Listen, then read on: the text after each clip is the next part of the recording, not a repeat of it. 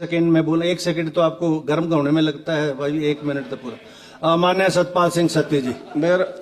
मेरा इसमें अध्यक्ष महोदय, आदरणीय मुख्यमंत्री जी के समक्ष जो हमारे नेता जयराम ठाकुर जी ने विषय उठाया है, मेरा उसी से कंसर्न है, क्योंकि हम बॉर्डर एरिया के जितने भी लोग हैं, विशेष रूप से अब तो ये बुराई दूर तक चली गई है। कई बार किन्नौर से भी, लाहौल से भी और रोडू रामपुर से भी खबरें आती हैं, क्योंकि बुराई को फैलने में देर नहीं लगती है।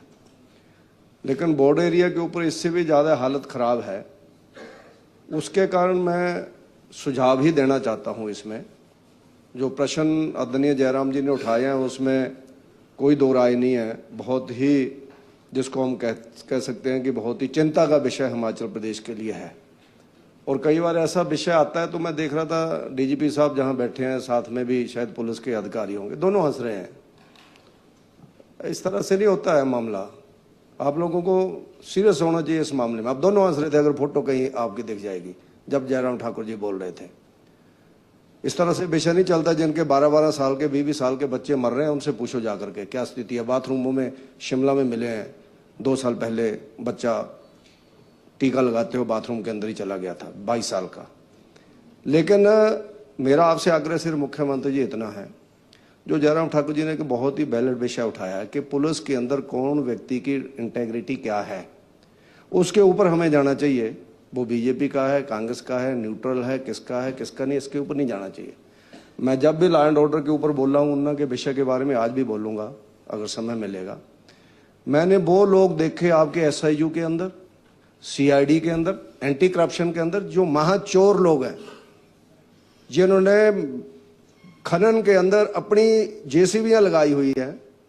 क्या कभी ये वीडियो कभी आप लोगों को आती है या नहीं आती है, जो प्रदेश के अधिकारी हैं? इसलिए मेरा माननीय मुख्यमंत्री जी आपसे आग्रह रहेगा, आपने अच्छा विषय उठाया है, जो हमारी प्रदेश की बच्चों की भविष्य की चिंता है। एक एक बच्चा है सब लोगों का, 2-2 बच्चे हैं। लेकिन हम इस विषय में आपके साथ हैं, भावनात्मक रूप से भी और शारीरिक रूप से भी हम आपके साथ हैं, क्योंकि जो लड़ाई के लिए नहीं लड़ी जाएगी। लेकिन आपको भी ईमानदारी से उन्हीं लोगों को लगाना पड़ेगा जो लोग ठीक हैं। और दूसरा विषय मैं एक और देखा जी, 1 मिनट के लिए मैं आधा मिनट लूंगा जी।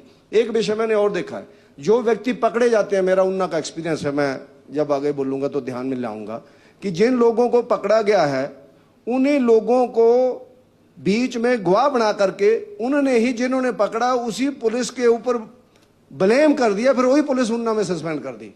यानी हम चोर आदमी को गवाह बना रहे हैं।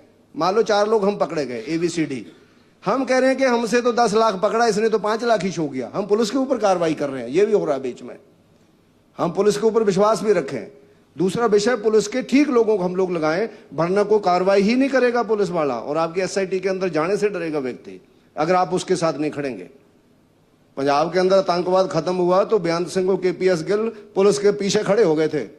यूपी के अंदर अगर गुंडों को मारा गया है, गुंडों को सुधारा गया है, तो वहां पर योगी आदित्यनाथ उनके पीछे खड़े हुए हैं, तब जाकर के वो उन बड़े बड़े लोगों को सुधार रहे हैं। इसलिए आपको मैं ये नहीं कहता कि सारे लोग पुलिस के लोग खराब हैं, लेकिन बहुत से लोगों को सिफारिशी लगाया जाता है, जो लगवाने वाले लोग हैं, क्योंकि उन्हीं के आदमी काम कर रहे हैं इसलिए वो लगाते हैं। हमने क्यों लगाना अपना आदमी? हमारी तरफ से जिसको मर्जी पकड़ो भैया, पकड़ो जिसको पकड़ना। इसलिए लगाते वक्त उसका ध्यान रखें, उसकी इंटेग्रिटी को देखें और सख्त कार्रवाई इसके ऊपर करें, अन्यथा हिमाचल की जो युवा शक्ति है वो तबाह इसके अंदर हो रही है। इतना ही मेरा माननीय मुख्यमंत्री जी से आग्रह रहेगा। धन्यवाद।